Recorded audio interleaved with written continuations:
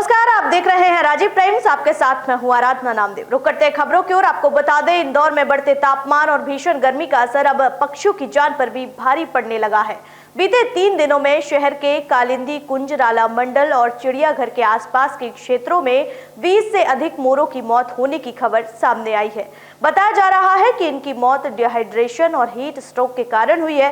गर्मी के कारण मोर प्यास से बेहाल होकर इधर उधर भटक रहे हैं और समय पर पानी न मिलने के कारण उनकी हालत बिगड़ती जा रही है। इनमें से कुछ मोरों को चिड़ियाघर स्थित क्लिनिक में इलाज के लिए लाया गया, लेकिन 4 की इलाज के दौरान मौत हो गई।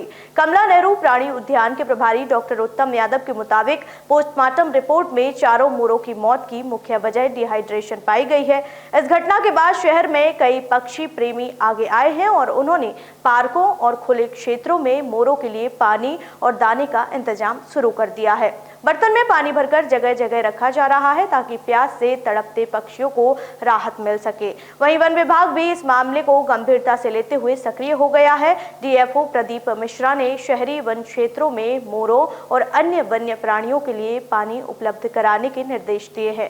साथ ही मोरों की मौत के मामले की जांच के आदेश भी जारी किए गए हैं। अब तक विभाग की ओर से आधिकारिक रूप से 4 मोरों की मौत की पुष्टि की गई है, लेकिन स्थानीय लोगों के मुताबिक असल संख्या कहीं अधिक हो सकती है।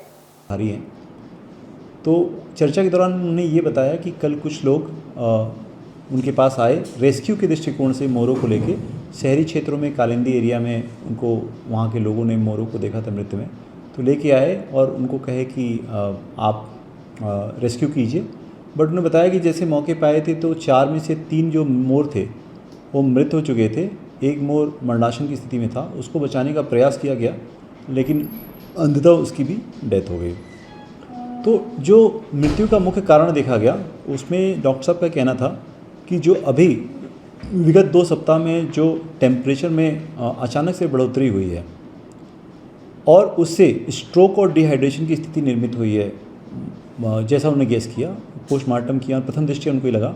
इसके बाद उन्होंने कहा गया कि सैंपल को हम लोग फर्दर जांच के लिए भेजेंगे। ऐसा तो नहीं कोई पॉइजन या कोई और इंटरनल रीजन हो जो हम लोग प्रथम दृष्टया दृष्टिगोचर नहीं हो पा रहा है, उसकी भी जांच की जाएगी। डॉक्टर साहब ने बताया कि इसको भी जांच करेंगे और हम लोग जो इसमें व्यवस्था कर सकते हैं, चूँकि जो फॉरेस्ट पॉइंट ऑफ व्यू से जो मैनेजमेंट की व्यवस्था होती है उसमें ये व्यवस्था की जाती है कि जब मार्च के लास्ट हफ्ता में मुख्यालय स्तर से और हमारे क्षेत्रीय स्तर से, डिवीजन स्तर से सभी अधीनस्थ कर्मचारियों को निर्देशित किया जाता है कि आप दूरस्थ जंगलों के आसपास जो भी जहाँ वन प्राणियों का रहवास है उस क्षेत्र में बृहद रूप से आप पेयजल की व्यवस्था करें। जो पुरानी झीरियाँ हैं, छोटे छोटे नाले नलिकाएँ हैं, छोटे छोटे पॉन्ड्स हैं जहाँ पानी रहता है, वहाँ गाद की सफाई करें ताकि पानी वहाँ सुव्यवस्थित रहे।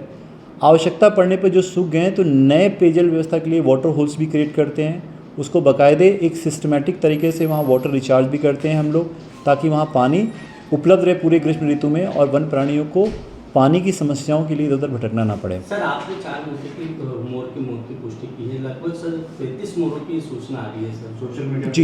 जी सूचना आ रही है। इसके संबंध में जैसे बताया गया कि राला मंडल के आसपास के क्षेत्रों में मोरों की मृत्यु के संबंध में बात आई थी, तो मेरे द्वारा तत्काल वहाँ टीम को एक्टिवेट कर दिया गया है। उन लोगों ने अभी जो इंटरिम रिपोर्ट दी है, अभी तक की जो जाँच पड़ताल की है, लोगों से पूछताछ किया है, पूरा एरिया का भ्रमण किया है, तो अभी तक तो उनके द्वारा इसमें कोई पुष्टि नहीं की गई कि ऐसी कोई घटना की सत्यता है, लेकिन वो लगातार लगे हुए हैं। अगर ऐसी कोई घटना न्यूज़ आती है तो हम लोग प्रथम दृष्टया आपको भी अपडेट करेंगे और इसको एक बृहद रूप से यहाँ पे जिला प्रशासन से और दूसरे जो विभाग हैं, हमारे वेटनरी विभाग हैं, उनसे संपर्क करके कोई योजना बनाएंगे कि क्या कारण है, क्यों मृत्यु हो रही है।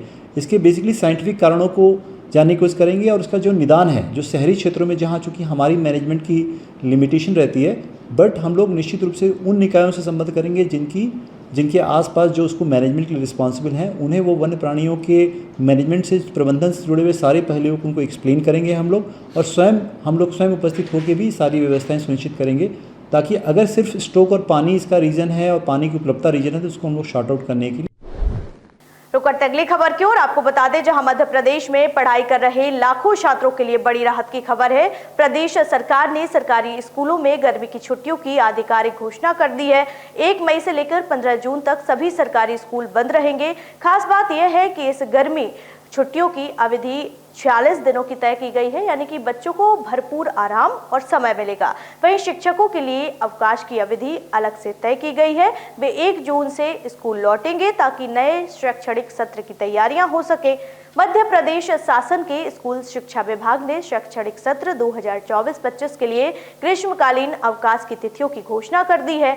इस बार छात्रों को 1 मई 2025 से 15 जून 2025 तक यानी कि पूरे 46 दिन का अवकाश मिलेगा। विभाग ने यह निर्णय राज्य में लगातार बढ़ती गर्मी और स्कूली छात्रों की सुरक्षा को ध्यान में रखते हुए लिया है। इसके साथ ही शिक्षकों के लिए 1 मई से 31 मई तक कुल 31 दिन का अवकाश रहेगा। शिक्षकों को 1 जून से स्कूल आकर नया सत्र शुरू होने की तैयारी करनी होगी, जिसमें बच्चों की पुस्तकों की व्यवस्था, कक्षा की तैयारी और विद्यालय परिसर की साफ सफाई शामिल रहेगी। नया शैक्षणिक सत्र 16 जून 2025 से शुरू होगा, जिसमें कक्षा 1 से लेकर 12वीं तक के छात्रों की नियमित पढ़ाई शुरू होगी। निजी स्कूलों के लिए भी आमतौर पर यही समय सीमा मानी जाती है। हालांकि वे अपने स्तर पर अलग अलग तिथियों की घोषणा कर सकते हैं।